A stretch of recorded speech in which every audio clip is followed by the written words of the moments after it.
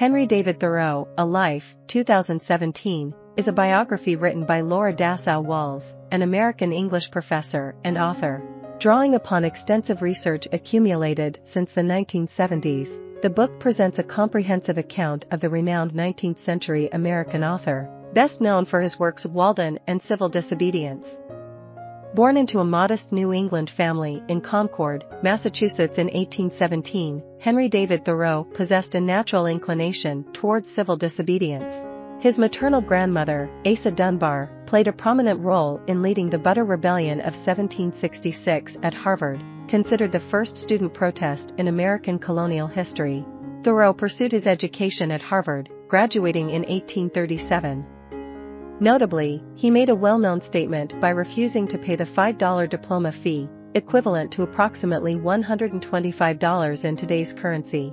Dissatisfied with the conventional paths available to college graduates, Thoreau briefly worked as a public school teacher but left the profession after refusing to administer physical punishment to his students. During this period, he encountered the prominent philosopher-poet Ralph Waldo Emerson, who introduced Thoreau to some of New England's brightest literary figures, including Nathaniel Hawthorne, Bronson Alcott, and Margaret Fuller.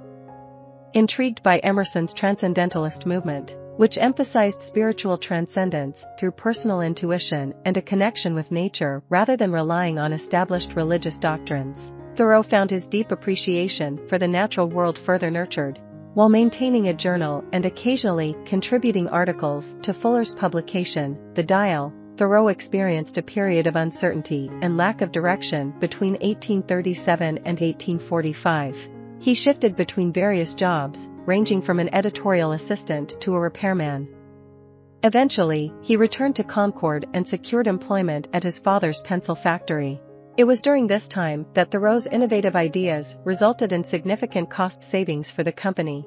On July 4, 1845, driven by restlessness and a desire to devote himself more fully to his literary and philosophical pursuits, Thoreau embarked on a renowned and enduring endeavor, a 2-year experiment of living alone in the woods by Walden Pond. During this period, he resided in a small house situated on Emerson's property within a secondary forest. Thoreau's intention, as he expressed, was to confront life in its barest essence, to distill it to its fundamental elements.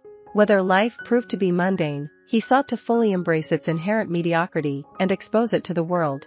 On the other hand, if life revealed itself as sublime, he aimed to experience and authentically convey its true nature in his subsequent explorations. Walls provides readers with valuable insights into the woods surrounding Walden Pond as she describes Thoreau's immersion in nature. Contrary to the idyllic image often associated with these woods, Thoreau encountered a rural community comprised of outcasts, alcoholics, and social outcasts. Additionally, tying into the themes of abolitionism in Walden and Thoreau's staunch opposition to slavery, the area had recently been inhabited by former slaves seeking sustenance from the land. Throughout this period, Thoreau faced only a few intrusions from the outside world. One of the most notable occurred in July 1846 when the tax collector, Sam Staples, briefly imprisoned Thoreau for his failure to pay poll taxes. Thoreau argued that his refusal to pay taxes was motivated by his opposition to slavery and the Mexican-American War. Following the conclusion of his Walden experiment, Thoreau published an essay that articulated these motivations, known today as resistance to civil government or more commonly referred to as civil disobedience. In this essay, Thoreau asserts that individuals have a moral obligation to resist compliance with laws that perpetuate their government's injustices. The principle espoused by Thoreau would have a profound impact on various civil rights movements of the 20th century. After leaving Walden Pond, Thoreau dedicated the following 7 years to settling his debts and refining his manuscript based on his experiences. Finally, in 1854, he published the work under the title Walden, or Life in the Woods. While the book initially did not garner significant attention during Thoreau's lifetime, subsequent American writers played a crucial role in elevating it to the esteemed status it holds in the American literary canon. Poet Robert Frost remarked that Thoreau's book surpassed anything previously produced in America. Although Thoreau may have been relatively unknown during his time, especially when compared to other prominent New England writers of the era, he enjoyed popularity within his personal circle of friends and colleagues. Contrary to the popular image of Thoreau as a solitary recluse, Walls portrays him as affectionate, humorous, and too talkative to keep his thoughts to himself for long, as his close friends were well aware. Walls argues that as Thoreau grew older, his commitment to the abolitionist cause only deepened. She highlights the interconnectedness between slavery, injustice, and the modern American industrial complex, suggesting that practicing civil disobedience against such pervasive societal issues was nearly impossible without completely disengaging from society itself.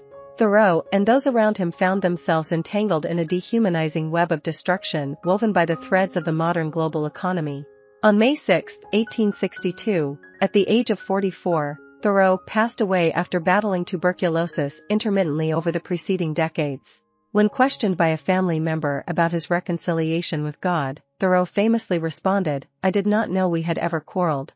By challenging prevailing narratives surrounding the renowned author Henry David Thoreau, A Life emerges as an important and worthwhile biography that sheds new light on this iconic American figure.